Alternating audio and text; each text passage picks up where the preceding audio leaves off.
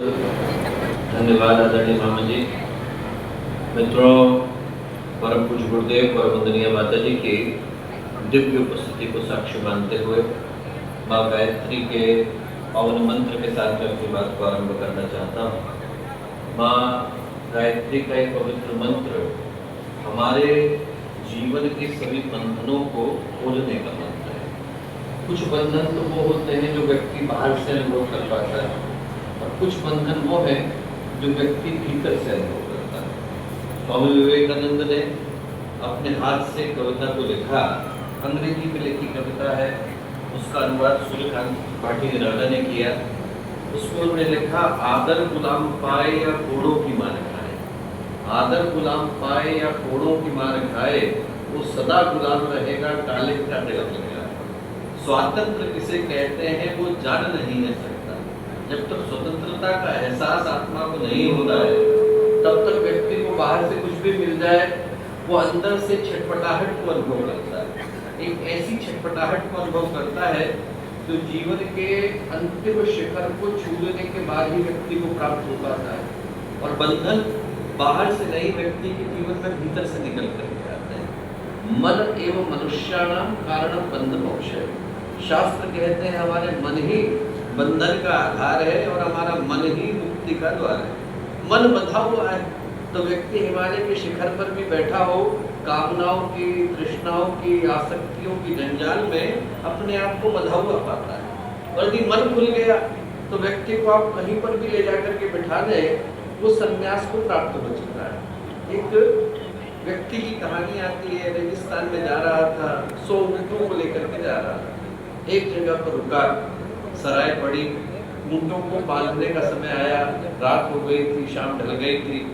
सारे ऊँटों को बांधना शुरू करा, 99 बंध गए, एक रस्सी कम पड़ी।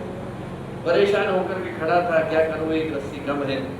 एक ज्ञानी व्यक्ति वहां से जा रहे थे। ज्ञानी व्यक्ति ने देखा कि व्यक्ति परेशान है। उनने उससे पूछा, क्यों परेशान हो? उसने कहा कि मेरे पास एक रस्सी कम है। उन्होंने कहा, तुम्हारे पास रस्सी नहीं है, ये तुमको पता है, मुझको पता है, ऊँट को थोड़ी पता है। उनने ऊँट की गर्दन नीचे करी, गर्दन में रस्सी डालने का अभिनय किया, खंबे से बांधने का अभिनय किया, ऊँट बंध गया, अपनी जगह पे खड़ा हो गया। उसको बंधने की आदत थी, उसको लगा मेरे गले में कोई रस्सी डाल रहा है, वो अपनी जगह पर जाकर के बंध गया। सुबह का सूरज उगा, जाकर के चैन से सोया। सुबह का जब समय आया और सुबह वो उस रस्सी को खोलने के लिए गया तो 99 ऊँट खुल गए, एक नहीं खुला, जो नकली रस्सी से बंधा हुआ था। उस नकली रस्सी वाले ऊँट को उसने थपथपा भी लिया, धक्का भी दे दिया, डंडे भी मार लिए, ऊँट हिलने को तैयार नहीं। दोबारा से ज्ञानी व्यक्ति के पास गया, उससे प्रार्थना करी कि साहब आप ही कुछ करो, ऊँट तो हिलने को तैयार नहीं। उनने कहा, वो नकली रस्सी से बंधा है, तुझको पता है, मुझको पता है, ऊँट को थोड़ी पता है। दोबारा से गए, ऊँट को खोलने का अभिनय किया। जैसे ही खोलने का अभिनय किया, वैसे ही ऊँट अपनी जगह से हिला। वो जो नकली रस्सी है, जिसको संसार कह करके पुकारते हैं, उससे हम सभी बंध गए। बंधना था नहीं, पर आत्मा अपने आप को बांध करके बैठी। गुरुदेव के पास एक सज्जन गए, बोले, गुरुदेव सिगरेट पीने की आदत लग गई है, छूटती नहीं। गुरुदेव बोले, उसको बाजार से खरीद के कौन लाया? मैं खाया। उसको मुंह से किसने लगाया? मैंने लगाया। बोले, फिर दूसरा कैसे छुड़ाएगा बेटा? छुड़ाना भी तो खुद ही पड़ेगा। वैसे ही व्यक्ति इन आदतों से छूट गया है, छूटने के लिए किसी और का मुंह देखता है। गायत्री का मंत्र स्मरण दिलाता है कि बंधने वाले हम ही थे, तो मुक्ति का मार्ग भी हमें ही ढूंढना है। उस दरवाजे से अंदर आए और बाहर निकलने के लिए उस दरवाजे को छोड़कर बाकी के सारे दरवाजे खटखटाते हैं। भूल जाते हैं कि जिस दरवाजे से अंदर आए थे, उसी दरवाजे से बाहर जाने की यात्रा शुरू होती है।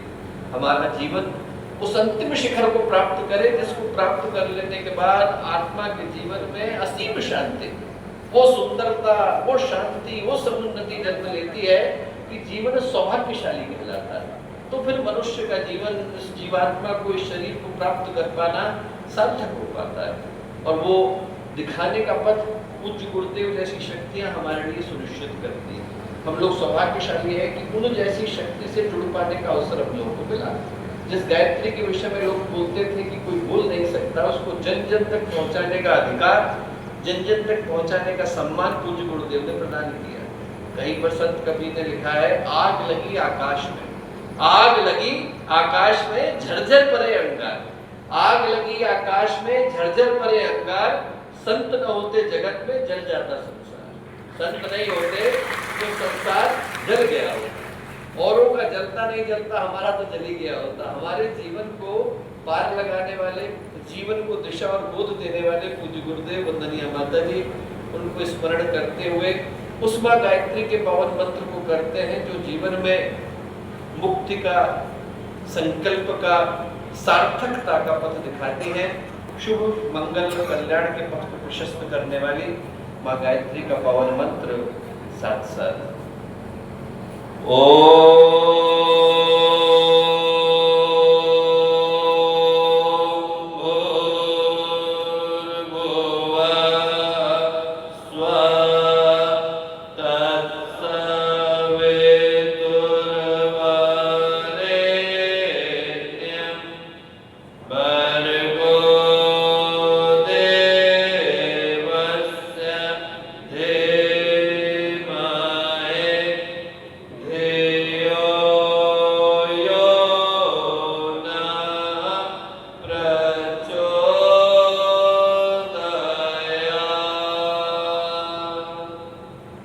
वंदनीय माता जी के सूक्ष्म उपस्थिति में आज हम बड़े सौभाग्यशाली हैं कि हमारे भी एवं संस्कृति विश्वविद्यालय शांतिकुंज हरिद्वार के प्रतिकूल वक्ति आदरणीय डॉक्टर चिन्मय जी भैया साहब हमारे बीच उपस्थित पधारे हैं।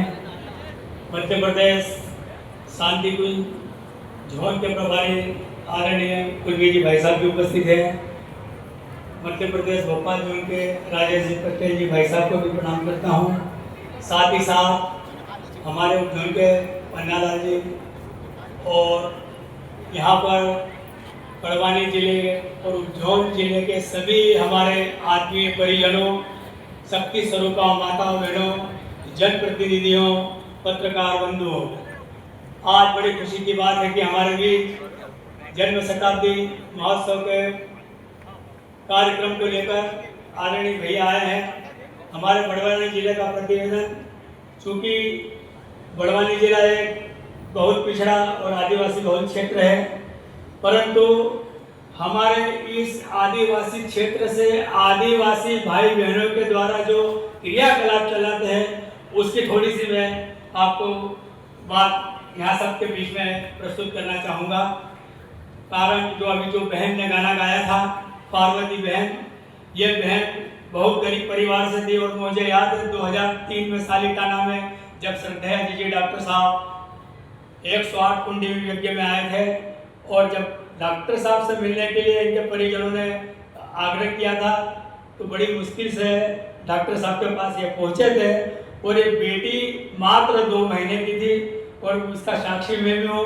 डॉक्टर साहब ने बेटी को अपने हाथ में उठाया, अपने गले से लगाया और उनको दिया कि ये कुछ भी करेगी। और आज हम देख रहे हैं कि ये बच्ची तन मन, धन तो है नहीं पर तन मन से समर्पण भाव से जब भी कहें कि भैया जो भी गायत्री परिवार का काम हो, अपने मिशन का काम हो, गुरुदेव का काम हो, हम हमारी टीम आपके कार्यक्रमों को, गुरुदेव को कार्यक्रमों को संचालित करने के लिए समर्पित है।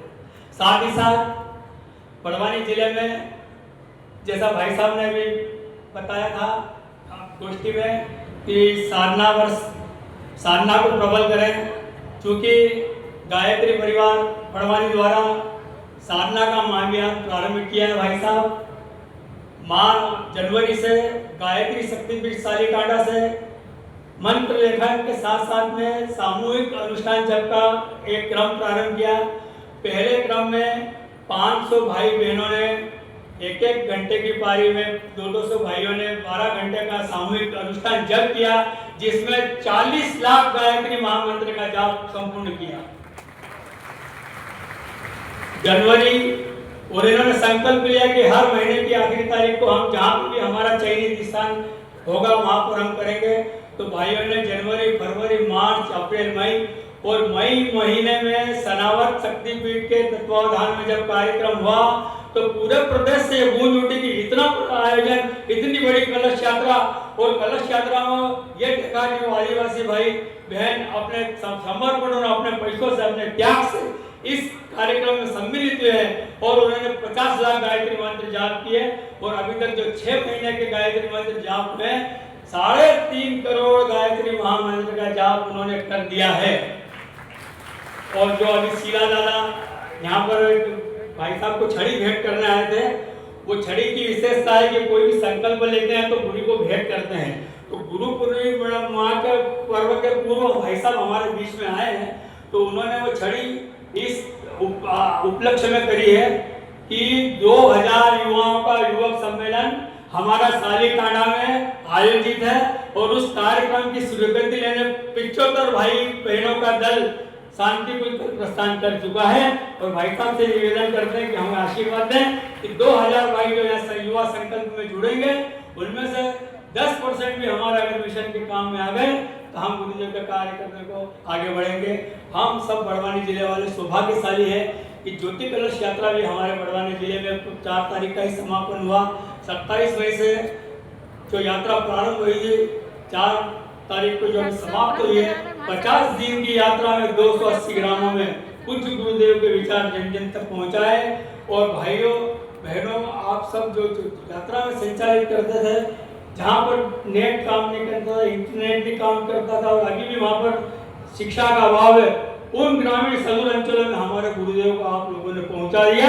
और वहाँ के 50 भाई आज यहाँ पर उपस्थित हैं, उनको भी नमन करता हूँ। और मैं भाई सभी से इस आशा विश्वास दिलाता हूँ कि हमारा बड़वानी जिला निरंतर आपके मार्गदर्शन में, गुरुदेव के सुष्ठु संरक्षण में वंदनीय माता की जन्म शताब्दी जोरदार और शानदार मनाएगा। इसी आशा अपेक्षा के साथ मैं अपनी वाणी को विराम देता हूँ। ओम शांति।